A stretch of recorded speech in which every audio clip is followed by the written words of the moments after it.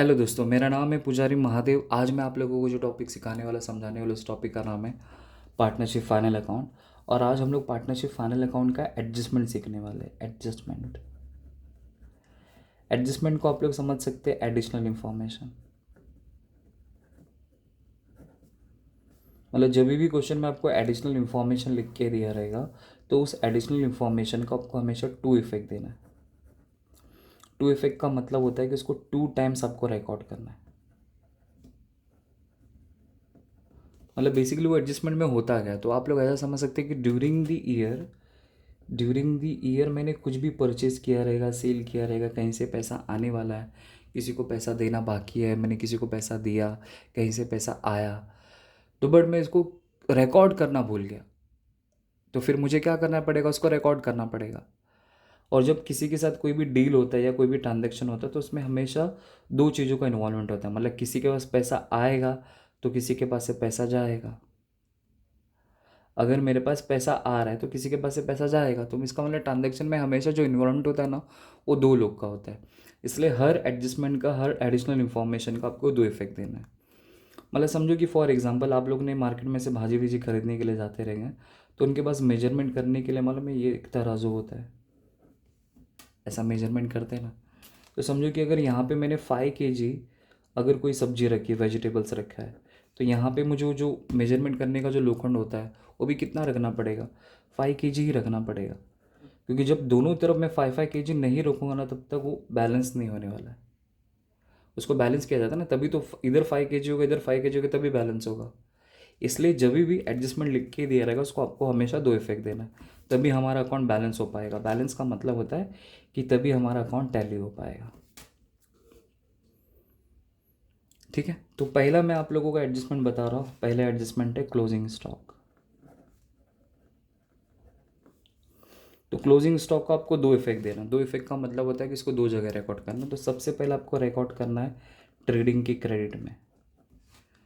जो मैंने आपको ट्रेडिंग अकाउंट में सिखाया था कि क्लोजिंग स्टॉक क्या होता है, तो वापस एक बार बता रहा हूँ। क्लोजिंग स्टॉक का मतलब क्या होता है कि समझो कि फॉर एग्जांपल पूरे साल भर में मैंने बेचने के लिए 100 पेन लाया था। 100 पेन में से मैंने 80 पेन बेच दिया, तो बचा कितना, 20 पेन। तो ये 20 पेन मेरे लिए क्लोजिंग स्टॉक हो जाएगा। तो बोलो ये जो बचा हुआ जो स्टॉक है उसको मुझे आने तो कल देना पड़े, मतलब आने तो कल मतलब मुझे बेचना पड़ेगा, पैसा मेरे पास आएगा, तो ये ट्रेडिंग की क्रेडिट में आएगा। क्योंकि मेरे पास से मतलब जैसे मैंने तुम लोग को बताया रहेगा कि फैक्ट्री से रिलेटेड जो भी एक्सपेंस रहता है वो ट्रेडिंग के डेबिट में आता है, और फैक्ट्री से रिलेटेड जो भी इनकम होता है वो ट्रेडिंग की क्रेडिट में आता है। तो क्लोजिंग स्टॉक भी समझो कि हमारे इनकम का एक पार्ट है, इसलिए वो ट्रेडिंग की क्रेडिट में आएगा। क्योंकि मैं अपनी फैक्ट्री के अंदर ही पेन बनाऊंगा ना, ऐसा समझो ऐसा। फिर दूसरा, जो बचा हुआ चीज़ है वो किसका होगा, ऑफकोर्स मेरा होगा। तो बिजनेस में जो भी खुद की चीज़ रहती है उसको क्या बोलते हैं, असेट्स बोलते हैं। इसलिए उसका सेकंड इफेक्ट असेट्स में आएगा।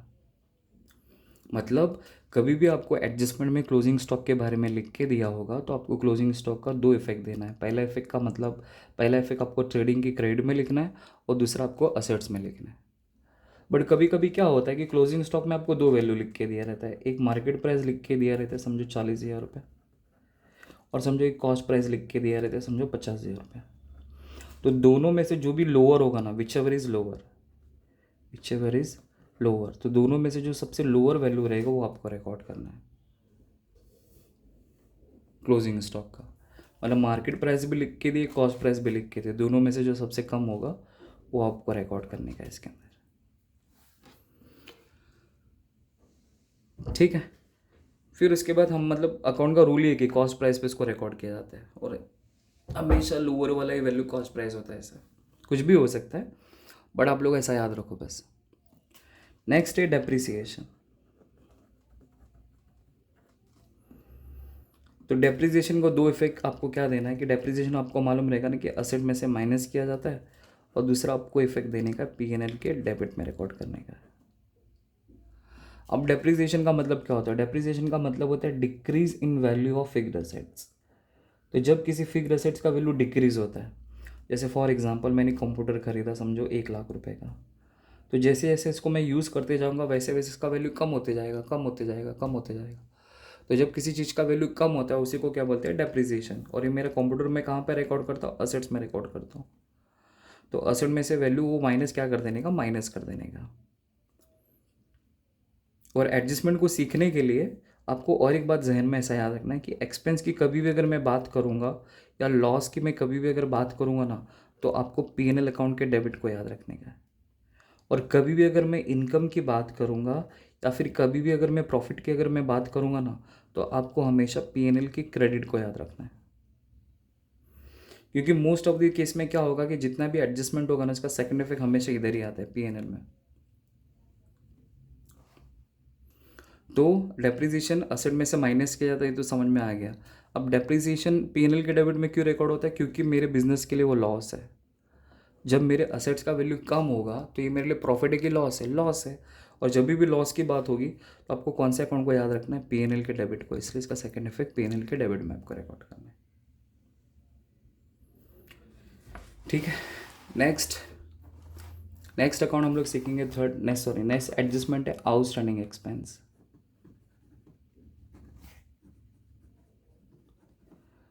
तो आउटस्टैंडिंग एक्सपेंस का दो इफेक्ट देना है। तो आउटस्टैंडिंग एक्सपेंस का दो इफेक्ट आता है। पहला इफेक्ट आता है ऐड टू एक्सपेंस, तो उस पर्टिकुलर एक्सपेंस में जाके आपको ऐड करना है। और दूसरा, आपको वो एक्सपेंस आने तो कल देना पड़ेगा। आउटस्टैंडिंग एक्सपेंस का मतलब ही क्या होता है कि मुझे कोई एक्सपेंस मेरा पे करना बाकी है, तो आज नहीं तो कल देना पड़ेगा, तो मेरे लिए क्या बन जाएगा, लायबिलिटीज़। तो मुझे लायबिलिटी में जाके इसको रिकॉर्ड करना पड़ेगा। तो समझो कि फॉर एग्जांपल मुझे वर्कर की सैलरी देनी है पूरे साल भर का, समझो 12,000 रुपया, इतना मुझे पे करना है। बट मैंने अपने बुक्स ऑफ अकाउंट में सैलरी सिर्फ और सिर्फ 10,000 ही पे की है, तो मैंने 10,000 यहाँ पे रिकॉर्ड कर दिया। मुझे देना कितना है, 12,000, लेकिन मैंने अब तक कितना रिकॉर्ड करके रखा है, सिर्फ 10,000। तो बोलो और मुझे कितना रिकॉर्ड करना बाकी रहेगा, 2,000। तो वो 2,000 आप लोग क्या करेंगे, प्लस करेंगे आउटस्टैंडिंग 2,000। तभी तो मेरे हिसाब किताब में सही वैल्यू पता चलेगा कि मेरे को सैलरी कितना देना है करके, 12,000। ऐसा मतलब मुझे देना है 12,000, बट मैंने अब तक सिर्फ 10,000 ही रिकॉर्ड किया, तो मेरा कितना देना बाकी है, 2,000 देना बाकी है, इसलिए उधर जाके प्लस करने का। तो कोई भी खर्चा हो सकता है, जैसे मैंने यहाँ पे सैलरी का एग्जांपल लिया, वो वेजेस का भी एग्जांपल हो सकता है या रेंट का भी हो सकता है। समझो कि दूसरा एग्जांपल अगर आपको नहीं समझा रहेगा, समझो कि पूरे साल भर का मुझे रेंट पे करना है 60,000 रुपया, लेकिन मैंने अपने बुक्स ऑफ अकाउंट में रेंट कितना रिकॉर्ड किया, सिर्फ और सिर्फ 55,000। मतलब मैंने सिर्फ अब तक 55,000 ही पे किया है। तो बोलो मुझे और कितना पे करना बाकी है, और 5,000। तो प्लस 5 आउटस्टैंडिंग 5,000, तब जाके वो सही रिकॉर्ड होगा 60,000। ऐसा। और फिर सेकेंडरी लाइबिलिटीज़ में क्यों आएगा, क्योंकि आज नहीं तो कल मुझे देना पड़ेगा, और जो गागा होता है क्या होता है, लाला होता है, इसलिए आउटस्टैंडिंग एक्सपेंस लाइबिलिटी में आएगा। नेक्स्ट है आउटस्टैंडिंग एक्सपेंस का दूसरा नाम हो सकता है अनपेड एक्सपेंस भी हो सकता है, अनपेड एक्सपेंसेस, कुछ भी याद होगा। नेक्स्ट लिखा है prepaid expense, prepaid expenses. Prepaid का मतलब होता है एडवांस। तो इसमें क्या होगा, इसी का उल्टा याद रखना, मतलब इन दोनों को हमेशा जोड़े में याद रखेंगे ना, तो लर्न करने में थोड़ा इजी पड़ता है। तो जैसे यहाँ पे था ऐड टू एक्सपेंस, तो यहाँ पे आएगा लेस फ्रॉम एक्सपेंस, मतलब आपको अपने एक्सपेंस में से उसको लेस करने का है। और ये लायबिलिटी में आता है तो ये असेट्स में आ जाएगा। तो मेरा बेसिकली मतलब यहाँ पे क्या, प्रीपेड एक्सपेंस का मतलब होता है कि वर्कर को मैंने कोई सैलरी एडवांस में दे के रखी है। जैसे कि वर्कर की सैलरी होती है पूरे साल भर में मुझे 1,00,000 रुपया देना है, बट मैंने उसको एडवांस में 50,000 रुपये पहले दे दिया था। तो बोलो नेक्स्ट टाइम पे मुझे उसको ज़्यादा देना पड़ेगा कि कम देना पड़ेगा, कम देना पड़ेगा। तो इसलिए आपको अपने एक्सपेंस में से उसको क्या करने का, माइनस कर देने का। मतलब 1,00,000 देना था, मैंने 50 दे दिया, तो अभी कितना देना बाकी रहेगा, इसमें से 50 माइनस कर दिया, तो बचा कितना, 50,000। तो इसलिए लेस फ्रॉम एक्सपेंस, एक्सपेंस में से आपको लेस करना है। और ये असेट्स के लिए आप लोग याद यहाँ पे रखो कि वो ना ही ट्रेडिंग में आ सकता है, ना ही P&L में आ सकता है, ना ही कहीं आ सकता है, इसलिए वो सीधा असेट्स में आ जाएगा। मतलब कोई ऐसा एक्सपेंस जो मैंने एडवांस में दे के रखा है, तो एडवांस वाली कोई भी चीज़ ट्रेडिंग में नहीं आएगी, P&L में आएगी, क्योंकि वहाँ पे जो कुछ भी खर्चा होता है ना, वो पूरे 1 साल का आना चाहिए। 1 साल से ज़्यादा का जो भी खर्चा रहेगा उसको मैं अपने घर में रिकॉर्ड करूँगा या अपने पास रिकॉर्ड करूँगा। तो अपने आप का मतलब होता है असेट्स, तो आपको इसको असेट्स में रिकॉर्ड करना पड़ेगा। तो ये थोड़ा अलग लेवल का है, तो आपको इसको हमेशा क्या करना है, दोनों को जोड़ी में याद रखना, थोड़ा ईजी पड़ेगा, बस ऐसा है। जैसे outstanding expense add to expense है, तो prepaid expense less from expense कर देना। आउटस्टैंडिंग एक्सपेंस आने तो कल देना पड़ेगा, लॉजिक बैठते हैं इसलिए लाइबिलिटीज़ में आएगा। प्रीपेड एक्सपेंस का मतलब होता है कि आपने कोई खर्चा एडवांस में देखे रखा है, अगले साल का, 2 साल का, 3 साल का, पहले ही किसी को एडवांस में देखे रखा है। तो ट्रेडिंग अकाउंट में जो खर्चे आते हैं वो पूरे 1 साल के ही आते हैं, इसलिए वहाँ पे नहीं आएगा। पीएनएल में भी 1 साल का आता है, इसलिए वहाँ पे नहीं आएगा। तो बचा बैलेंस शीट, तो बैलेंस शीट में लायबिलिटी मतलब कर्जा वाला, उसमें भी नहीं आएगा। तो बचा क्या लास्ट, असेट्स, तो असेट्स में रिकॉर्ड करेंगे इसको, मतलब अपनी खुद के घर में इसको रिकॉर्ड करेंगे। फिर उसके बाद नेक्स्ट एडजस्टमेंट अगर मैं बताऊँ तो नेक्स्ट एडजस्टमेंट आता है 5th नंबर पे, अनरिकॉर्डेड परचेज। तो अनरिकॉर्डेड परचेज का मतलब क्या होगा कि ड्यूरिंग द ईयर मैंने कोई चीज़ परचेज किया था बट मैं इसको रिकॉर्ड करना भूल गया। ओके, तो जब इसको रिकॉर्ड करना पड़ेगा, ऐड करेंगे, तो ऐड टू परचेज। तो सर परचेज कहाँ पे लिखते हैं, तो परचेज तो आपको मालूम है ना, ट्रेडिंग के डेबिट में आता है, तो वहाँ पे जाके प्लस कर देने का।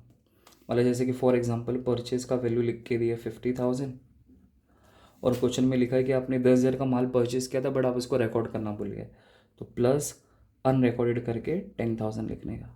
10,000 में रिकॉर्ड करना भूल गया, तो टोटल मेरा परचेज आएगा 60,000। हम लोग परचेज किससे करते हैं, तो हम लोग परचेज करते हैं सप्लायर से, और अकाउंट में सप्लायर किसको बोलते हैं मालूम है, क्रेडिटर को बोलते हैं। इसलिए सेकंड इफेक्ट जाएगा सन्डी क्रेडिटर, और आपको सन्डी क्रेडिटर में जाके क्या करने का, प्लस करने का है।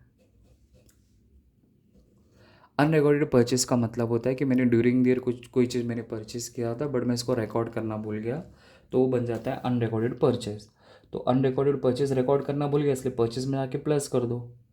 और हम लोग परचेज किससे करते हैं, सप्लायर से करते हैं। सप्लायर का मतलब क्या होता है, क्रेडिटर, तो क्रेडिटर में जाके प्लस करो। तो समझो कि फॉर एग्जांपल सन्डी क्रेडिटर आपको लिख के दिया 70,000, ठीक है।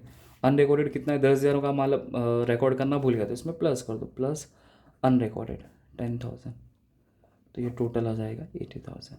ऐसा दो इफेक्ट, एक 10,000 इधर आए, एक 10,000 इधर आए। नेक्स्ट इसी का दूसरा भाई है, तो इसको जोड़ी में याद रखेंगे तो आपको इजी पड़ेगा। नेक्स्ट है अनरिकॉर्डेड सेल्स। अनरिकॉर्डेड सेल्स, तो सिंपल सा मतलब ये भी वही हुआ।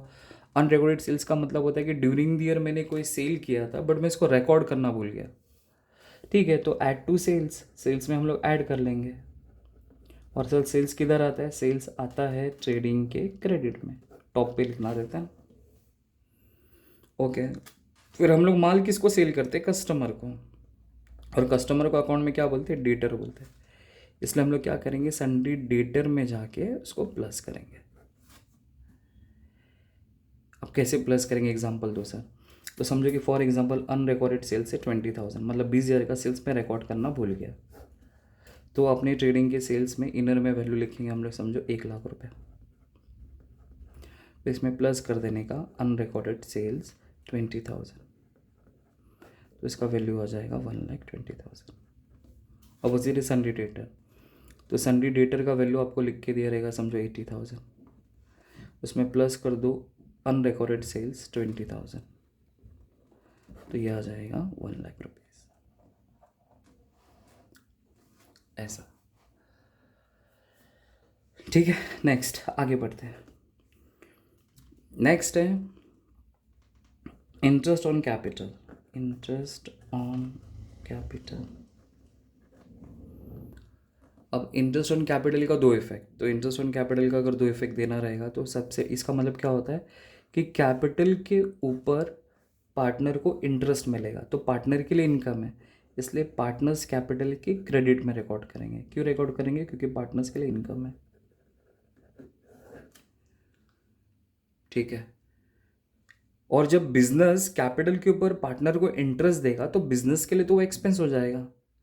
ओके, तो बिजनेस के लिए अगर एक्सपेंस होगा तो वो पीएनएल के डेबिट में आएगा। कैसे डेबिट में आएगा, देखो मैंने यहाँ पे एक लॉजिक दिया था आपको, अगर याद रहेगा तो मैंने यहाँ पे लॉजिक क्या दिया था कि कभी भी अगर एक्सपेंस की बात होगी या लॉस की बात होगी तो आपको हमेशा पीएनएल के डेबिट को याद रखना है, और कभी भी अगर इनकम की बात होगी या फिर प्रॉफिट की बात होगी तो आपको पीएनएल के क्रेडिट को याद रखना है।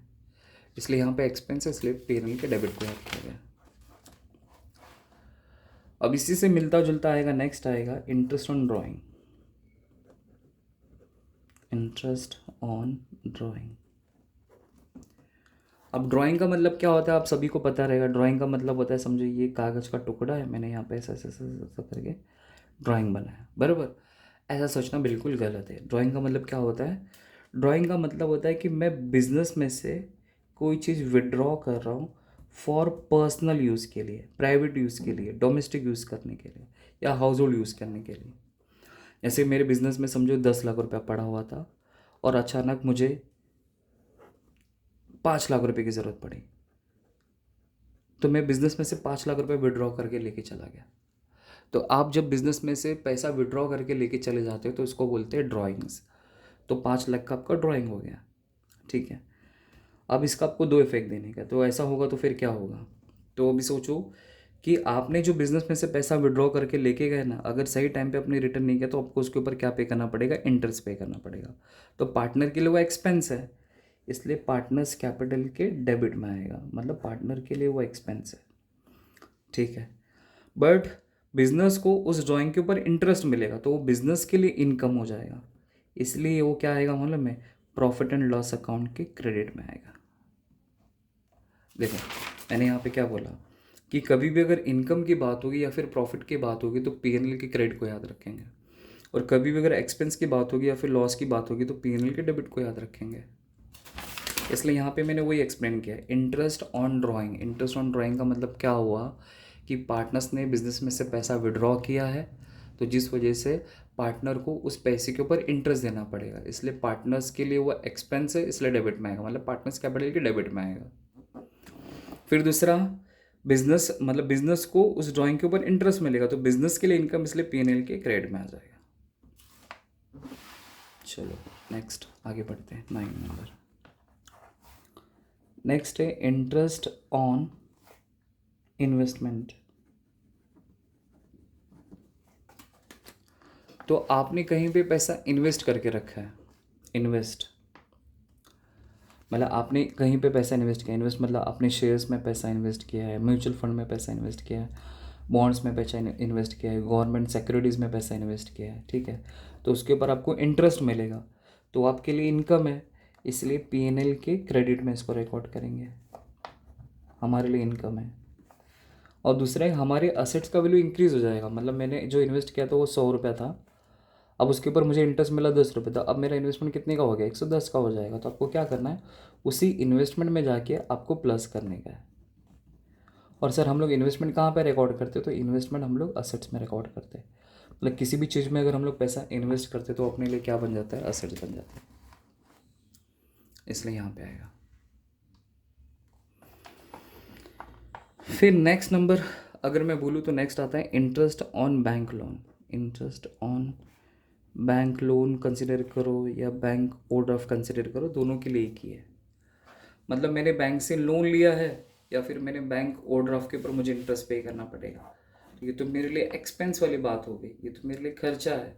और जब भी अगर खर्चे की बात होगी तो आपको हमेशा कौन से अकाउंट को याद करना है मालूम है? किसको? पीएनएल के डेबिट को, इसलिए इसका इफेक्ट जाएगा पीएनएल के डेबिट में। ओके। और बैंक लोन के ऊपर मुझे इंटरेस्ट देना पड़ेगा, तो आपको बैंक लोन और बैंक ओवरड्राफ्ट उस दोनों में जाके आपको प्लस करने का है। और ये दोनों के दोनों कहाँ पे आते हैं? लायबिलिटीज़ में आते हैं। मतलब समझो कि बैंक से हमने कर्जा लिया था 1000 रुपया, उसके ऊपर मुझे इंटरेस्ट भरने के लिए आ रहा है समझो 100 रुपीज़ का, तो टोटल मुझे कितना बैंक वाले को रिटर्न करना पड़ेगा? 1100, इसलिए उसमें ऐड ऑन हो जाएगा। फिर नेक्स्ट है 11th। नेक्स्ट है आर मेरी दीदी है। आर मेरी दीदी का मतलब होता है reserve for doubtful debts, reserve for doubtful debts. और इसी का दूसरा नाम हो सकता है provision for bad debts, provision for bad debts. तब ये होता क्या है? समझो कि मैंने किसी कस्टमर को 50,000 का माल उधार पे बेचा है, 50,000 का, और कस्टमर ने बोला कि भाई साहब, ओ भाई साहब, मैं आपका पैसा 1 महीने के बाद दे दूंगा। 1 महीने तक मैं उसके पल के पीछे मैं उसका इंतज़ार कर रहा था कि वो मेरा पैसा ला के देगा करके। 1 महीना हुआ उसने पैसा नहीं दिया, 2 महीना हुआ उसने पैसा नहीं दिया, 3 महीना उसने पैसा नहीं दिया, वो अभी भी अपनी दुकान पे ही है, अपना दुकान विकान बंद करके गया नहीं है, वो अपनी दुकान पे ही है, बस मुझे लटके पे झटके दे रहा है, कल देता हूँ, परसों देता हूँ, सरसों देता हूँ, मरसों देता हूँ, टरसों करता हूँ, ऐसा कर रहा है बार बार। तो मैंने सोच लिया भाई, लगता है मुझे मेरा पैसा मिलने वाला नहीं है। सोचा, हकीकत में डूबा नहीं है मैं अपने आप से सोच रहा हूँ कि मुझे मेरा पैसा मिलने वाला नहीं है। उसी को अकाउंट्स में बोलते हैं आर मेरी दीदी है। आर मेरी दीदी का मतलब होता है रिजर्व फॉर डाउटफुल डेट्स। तो हमें डाउट किस पे होता है? कस्टमर के ऊपर होता है। और कस्टमर कौन होता है? हमें डाउट किसके ऊपर होता है? कस्टमर के ऊपर होता है। कस्टमर कौन होता है? Sundry debtor. तो सन्ड्री डेटर से अगर आपको पैसा नहीं मिलेगा तो बोलो आप लोग माइनस करोगे कि प्लस करोगे? ऑफकोर्स माइनस करेंगे, इसलिए माइनस करेंगे। और जब मुझे पैसा नहीं मिलने वाला तो वो तो मेरे लिए लॉस है। और लॉस से रिलेटेड जो भी चीज़ रहती है वो किधर आएगी? पीएनएल के डेबिट में। इसलिए इसका सेकेंड इफेक्ट पीएनएल के डेबिट में आ जाएगा।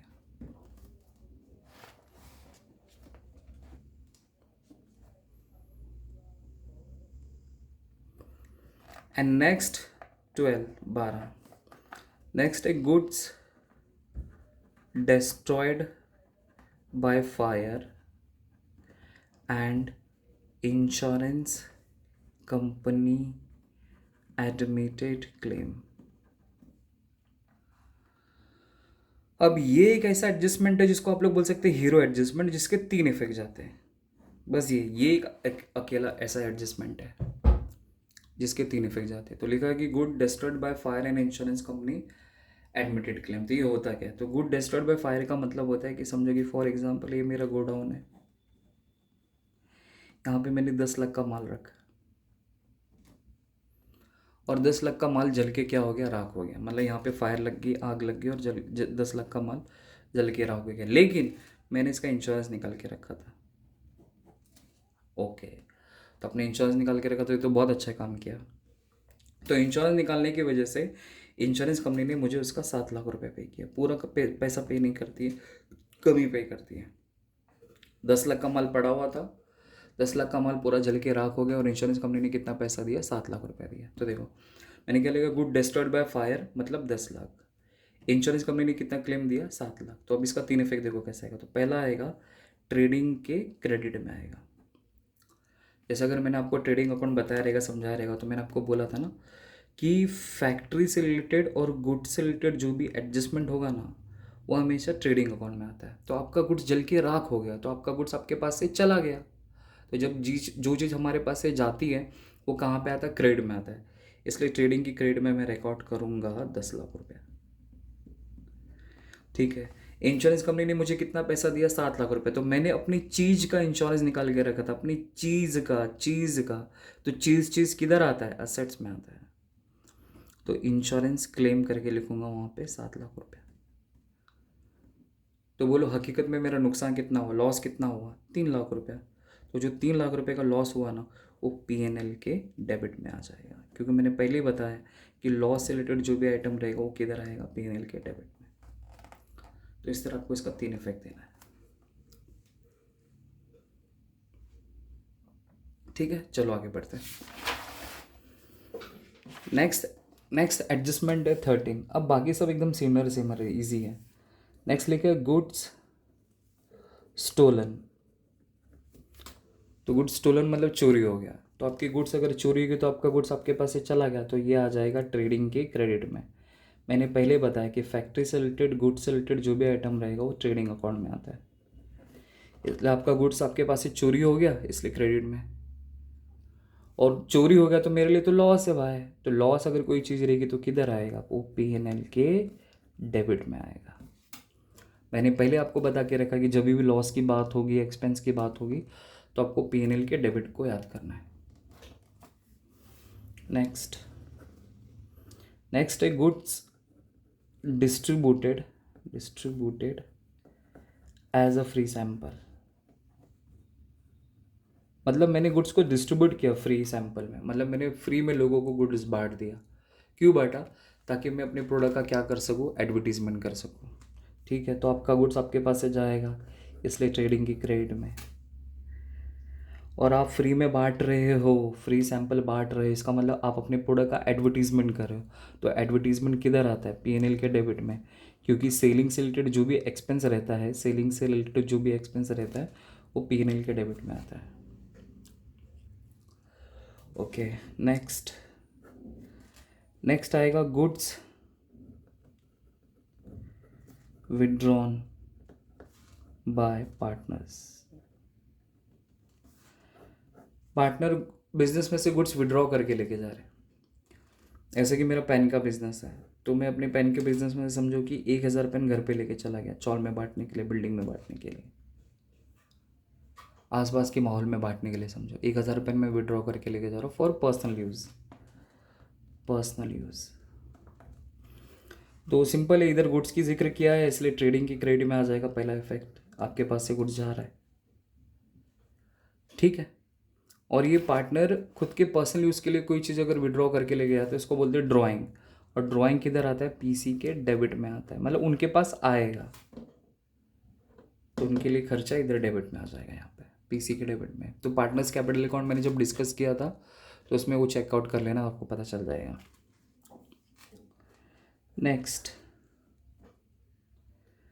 नेक्स्ट आएगा आउटस्टैंडिंग इनकम।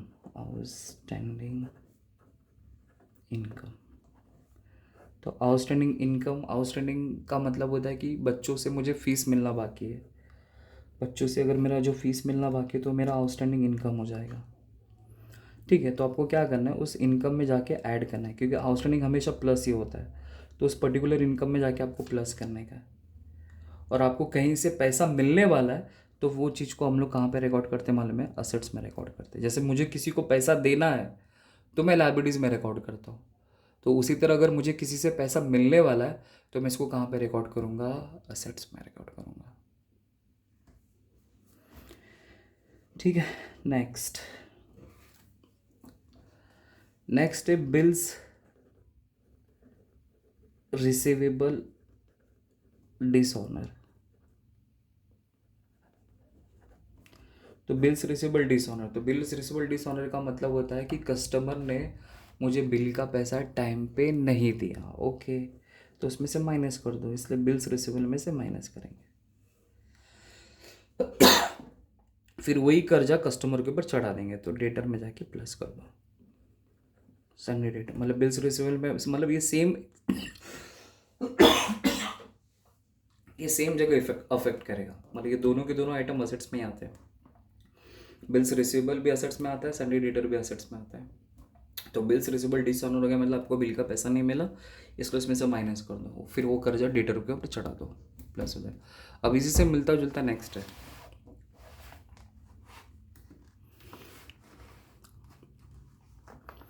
18 नंबर। नेक्स्ट आएगा बिल्स पेबल डिसऑनर।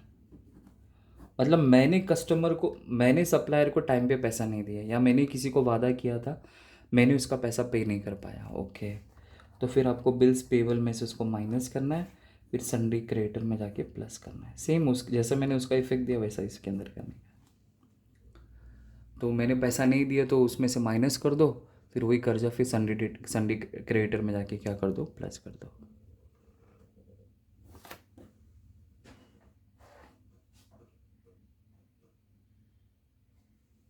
समझा? बस, तो जिसको भी इतने 18 एडजस्टमेंट अगर याद हो गए तो वो आसानी से फाइनल अकाउंट की प्रॉब्लम को क्या कर सकता है? सॉल्व कर सकता है।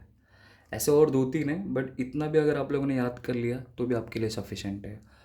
और जिसको जस्ट पास होने का, ज़्यादा मगजमारी नहीं करने का है, इतना एडजस्टमेंट मेरे दिमाग में नहीं बैठ सकता है, तो उनके लिए तो मैं उनको ये सजेस्ट करता हूँ कि क्लोजिंग स्टॉक वाला बोर्ड एग्जाम में आता ही आता है, डेप्रिसिएशन वाला एक बार देख लेना, अनरिकॉर्डेड परचेस। तो मोटा मोटी अगर मैं बोलूँ तो आप लोग इन शॉर्ट 12 एडजस्टमेंट ही पढ़ो, आप लोग सिर्फ 12 एडजस्टमेंट।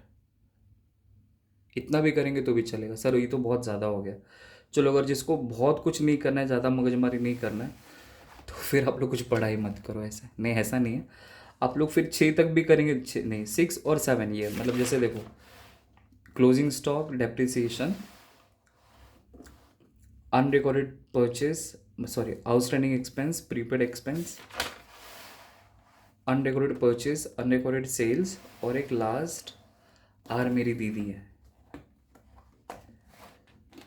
ये बैड डेट्स वाला जो है, बस इतना भी साथ अगर आप लोग करके जाएंगे तो भी आपका उद्धार हो जाएगा। मतलब इजीली आप लोग 12 मार्क्स का अगर सम आता है बोर्ड एग्जाम में फाइनल अकाउंट का, तो इजीली आपको 8 से लेके 10 मार्क्स के बीच में मार्क्स आ जाएगा, अगर आप लोग अकाउंट टैली नहीं करोगे तो ऐसा।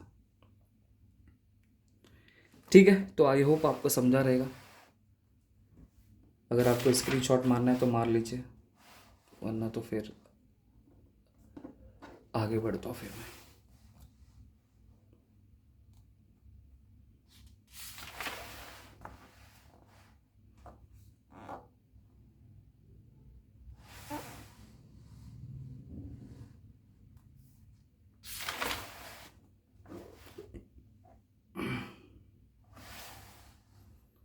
ठीक है, आई होप आपको समझा रहेगा। Thank you.